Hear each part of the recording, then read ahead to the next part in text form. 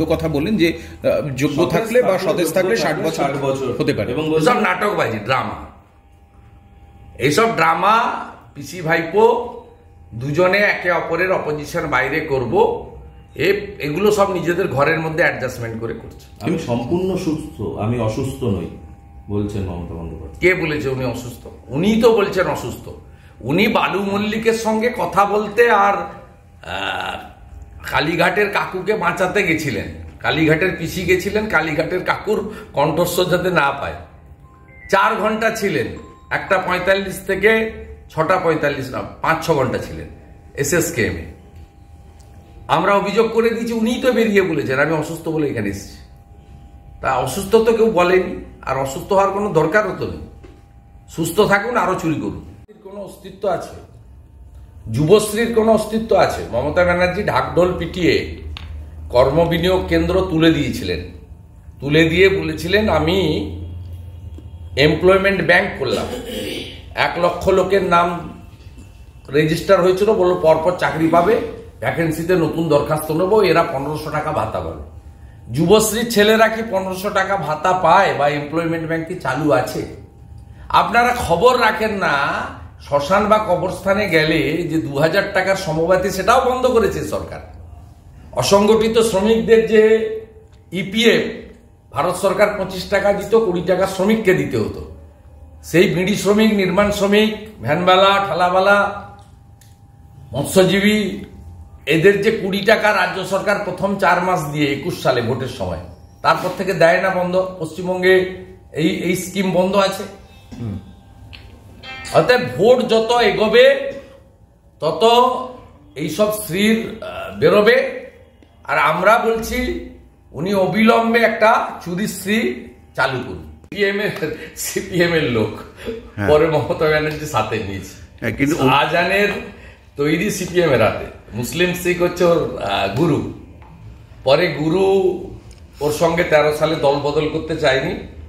গুরুকে পরে 18 সালে সারেন্ডার করতে হয়েছে শিষ্যর কাছে।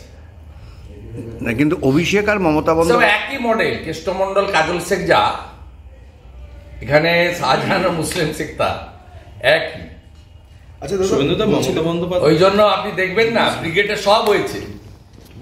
ব্রিগেডের যুবনেত্রী আমাদের সীতারাম ইয়েচুরি, যে কয়লা ভাইপোর সঙ্গে 4 বার মিটিং করেছে, তার ভাইজি মীনাক্ষী বোন, তিনি কালকে বলেছেন বিরোধী দলনেতা নাকি যারা বিজেপি ছেড়ে তৃণমূলে গেছে তাদের বিরুদ্ধে স্পিকারের কাছে অভিযোগ দায়ের করেনি, খোঁজই রাখে না।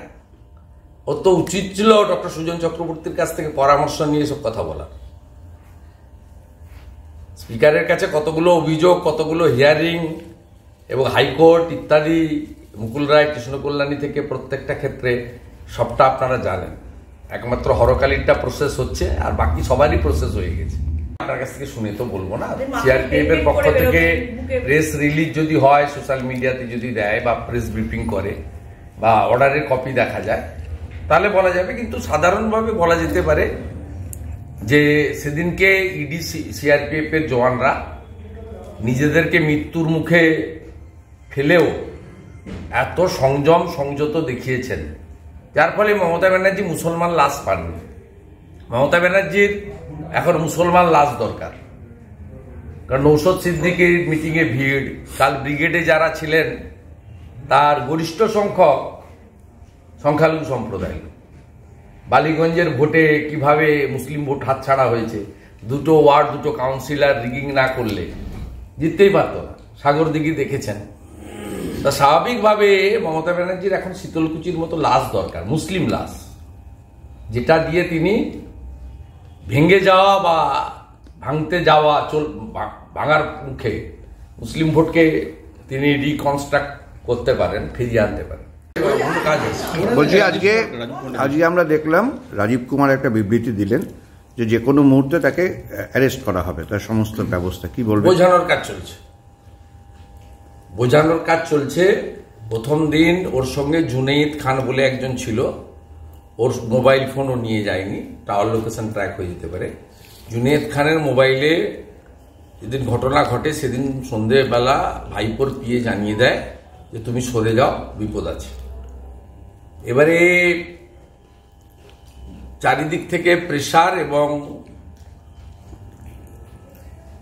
সরকারি এজেন্সিগুলোর তৎপরতা বা সব মিলিয়ে সামনে লোকসভা নির্বাচন, জনমতে একটা বিরাট প্রভাব পড়ছে বা পড়তে পারে, এই আশঙ্কা করে এই রাজ্যের সোল মালিক, প্রাইভেট লিমিটেড কোম্পানির মালিক মমতা ব্যানার্জি, তিনি পুলিশের মাধ্যমে ওকে সারেন্ডার করার জন্য বলেছেন এবং এই কাজটা এডিজি সিআইডিকে ডিজিপি দায়িত্ব দিয়েছেন রাজশেখরনকে।